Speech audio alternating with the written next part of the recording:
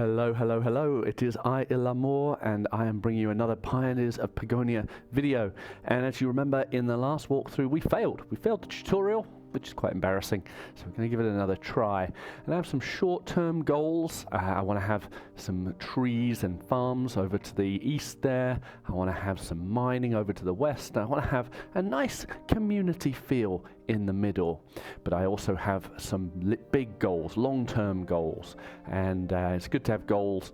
Let's have a look at them. I want to complete the tutorial, of course. I want to get this all done. I want to explore the whole island and see exactly how big this island is and what it looks like. I want to reach the population limit, and that will be quite difficult. It'll take quite a long time. Don't worry, I won't force you to watch that whole thing, but yeah, we'll definitely see if we can get there eventually. And I want to make something beautiful, and I have a feeling that this game will allow me to do so. I am loving playing Pioneers of Pagonia. If you haven't played this game, highly recommend it. If you like the Settlers series, especially the early ones, and you haven't played Pioneers of Pagonia, that is a crime, and you need to play it immediately. You can get it off of Steam and I think some other places.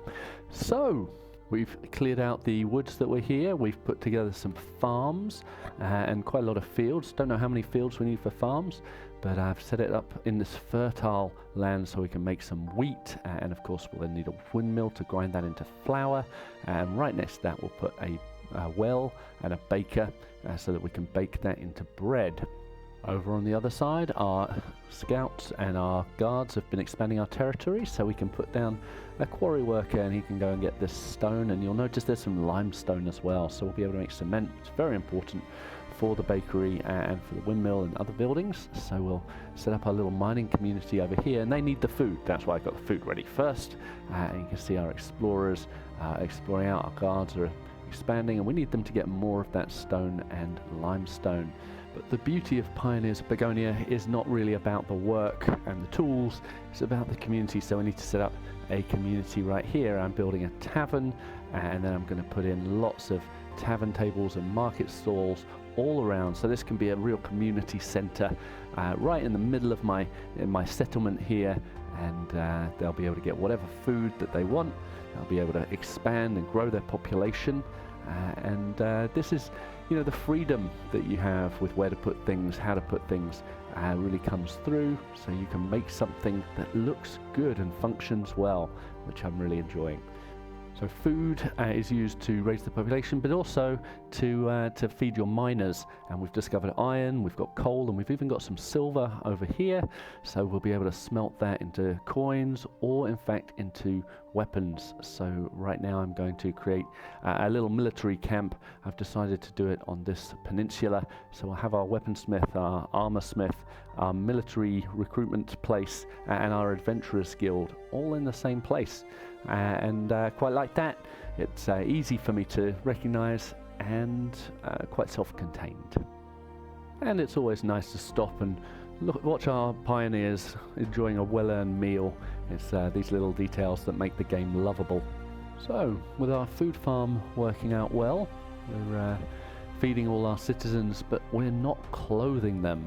And so we do need to focus on some other farm materials. So over in the top northwest corner, I've discovered some dusty ground, I think it is, or sandy or dusty, and it's dusty, and planted some flax, and that will get turned by the tailor into cloth, and others will turn that into armor. So yeah, needs a lot of water because it's dusty, but found out I think 8 seems to work well. Every so often some dies. But yeah, that's this corner. So you'll notice I've set things up, food production kind of over to the east, other material production or goods production over to the west, and I quite like that setup. Now trees and wood has been a constant source of trouble for me. Decided to fix that, so I've built 3 foresters, and they're just going to build up some woodland around here within easy reach of our woodcutters, so that won't be a problem. And what's this? Yes, we've completed the tutorial. So on our list of goals, it's number 1, completed. So now we need to focus on military garrisons with more soldiers so that they can move our boundary stones out and explore this whole island. And it's also important not to forget about residences so that we can increase our population. And I'm just going to make a little suburb here that will be beautiful and house a lot of people.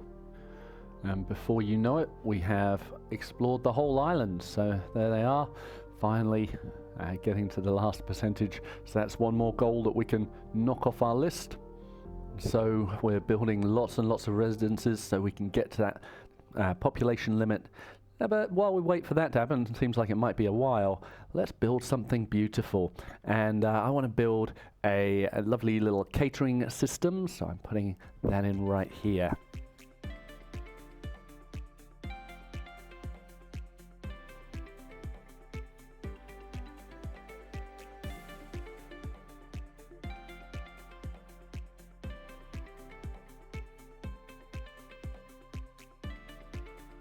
And with that, I think this little peninsula is beautiful, as is the rest of our settlement. We've reached the population limit, it's 3,072, you can see that in the top left-hand corner. But for now, let's gaze on a beautiful settlement. Let's cross off our last two goals. We've completed them. It's time to move on and to something a little bit more challenging, something with thieves next time. Thanks for joining me. I hope you have a lovely day. You should play this lovely game. Bye-bye.